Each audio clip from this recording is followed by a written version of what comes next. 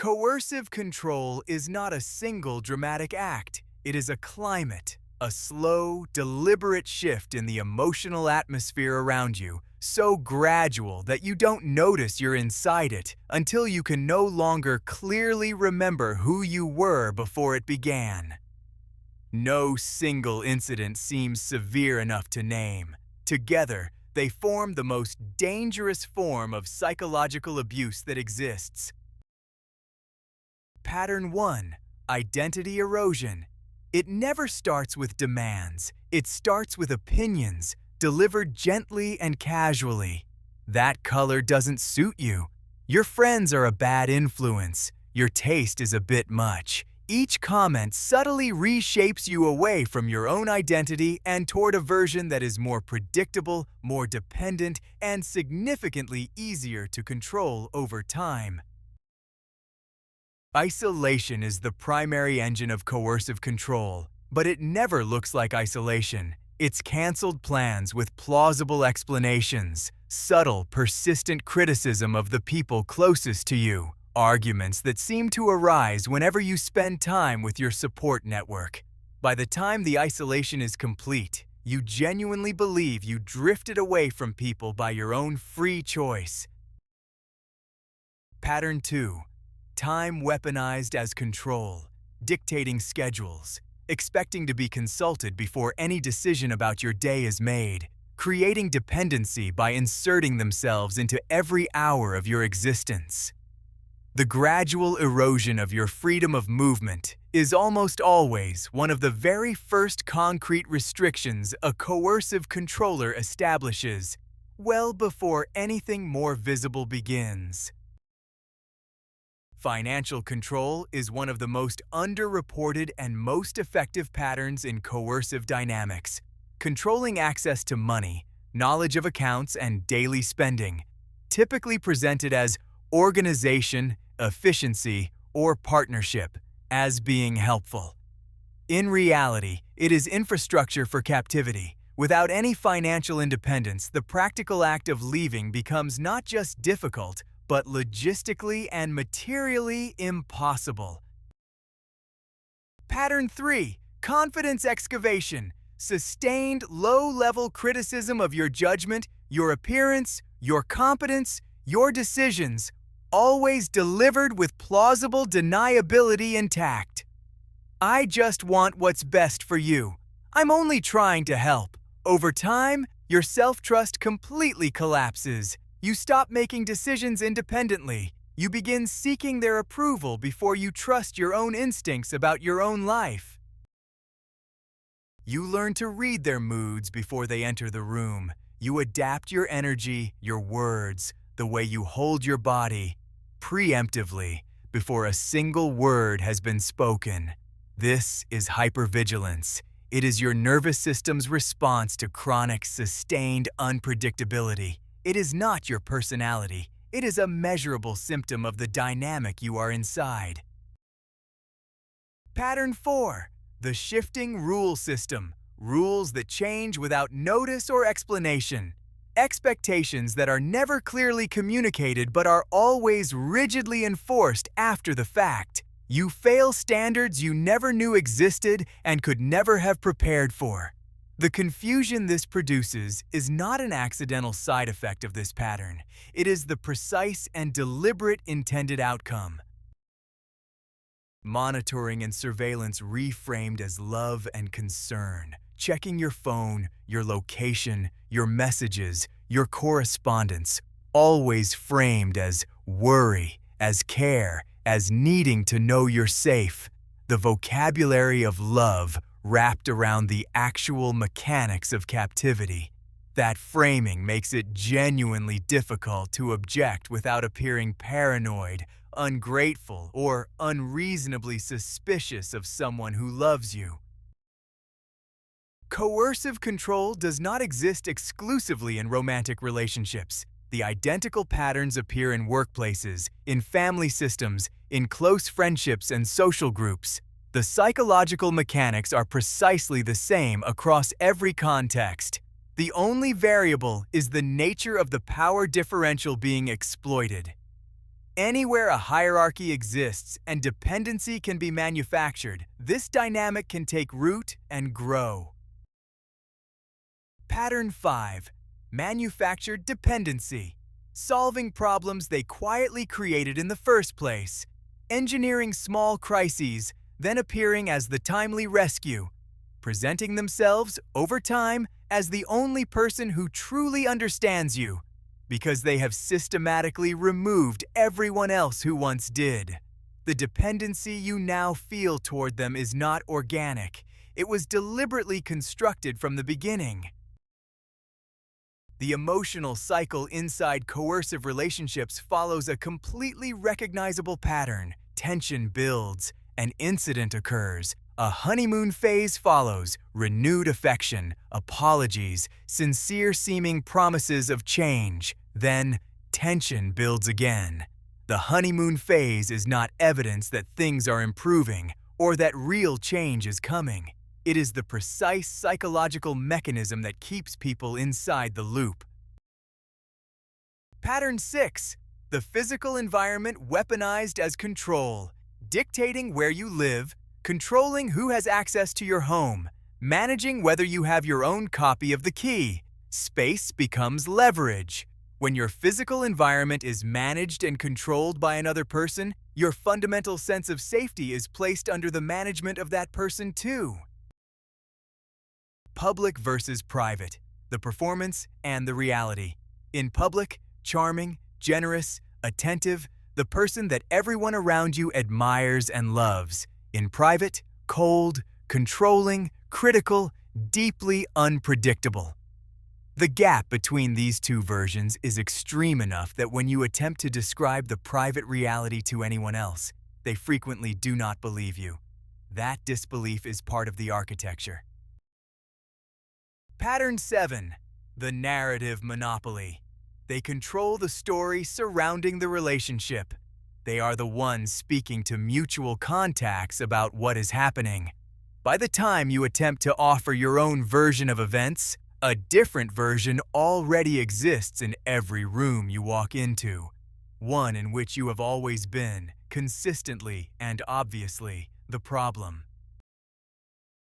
Coercive control in relationships that include children adds a specific and devastating layer. Children become leverage that exists even after physical separation has been achieved. Threats, explicit or implied, about custody, about what children will be told, about parental alienation. The calculated stakes of leaving become almost impossible to weigh, evaluate, or emotionally accept without professional guidance and support.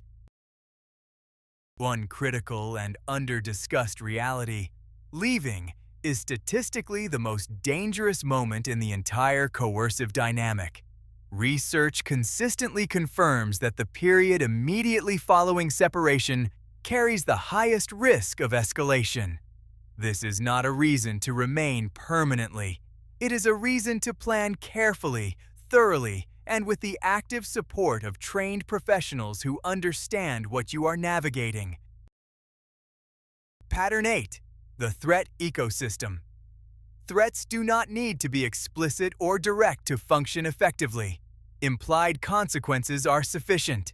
Statements like, "I don't know what I would do without you," are not expressions of love or vulnerability. They are architectural elements of fear, constructed specifically to make you feel personally responsible for managing their emotional state and preventing their unpredictable reactions. Why don't you just leave? This question is asked only by people who have never been systematically isolated from their support network, financially controlled, emotionally dismantled over years, and made to genuinely believe the fundamental problem is themselves. The more accurate question is, what was methodically taken apart, piece by piece, to make leaving feel financially, practically, and emotionally impossible? Coercive control is now a recognized criminal offense in multiple countries. In the United Kingdom, it has carried a maximum sentence of 10 years imprisonment since 2015. In legal proceedings, Documented patterns of behavior carry as much weight as individual dramatic incidents. The law has slowly and significantly begun to catch up with the full psychological reality of what this abuse actually is. Pattern 9. The exit blocker. The precise moment you indicate a desire to leave, or even suggest the possibility in passing, the dynamic shifts completely and immediately. Sudden crisis, threats of self-harm, intense affection, legal threats, dramatic promises of genuine change this time. None of these are coincidences or genuine responses. They are a system deployed exactly when control is at its highest risk. Recovery from coercive control is not linear and does not follow any predictable schedule. You will have days where you find yourself defending their behavior to people who care about you. Days where you miss the version they showed during the honeymoon phases. Days where you question whether you overreacted entirely. This is normal. It is also how coercive control continues operating even after you have physically left. Rebuilding identity after coercive control means the slow, deliberate process of reclaiming preferences, opinions, and instincts that were systematically suppressed across months or years. What do you actually like? What do you actually think without anyone else's voice overriding yours? What do you actually want for your own life? These feel like simple questions. They are not. They are the beginning of reconstruction. Safety planning before leaving is not optional. It is essential. Tell at least one trusted person your location and your plans at all times. Keep critical documents, identification, financial records, medication, accessible only to you. Know the number of a domestic abuse resource before you believe you need it. Having a plan does not commit you to executing it immediately. It gives you the capacity to choose. Financial independence, even built in very small increments, is the foundation of real exit infrastructure.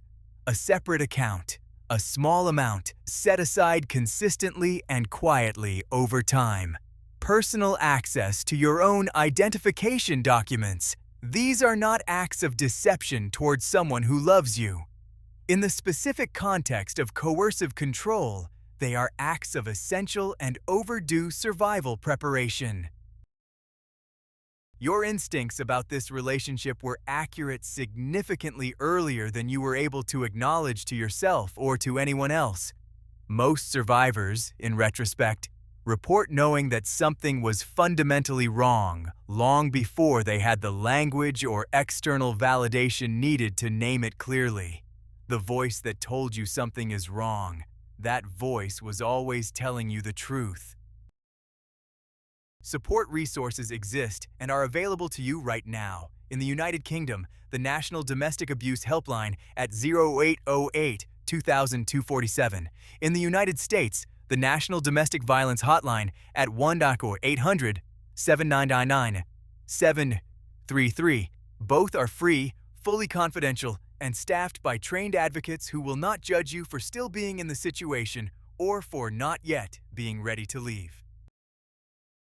Peer support from other survivors carries unique and significant power that professional therapy alone cannot fully replicate.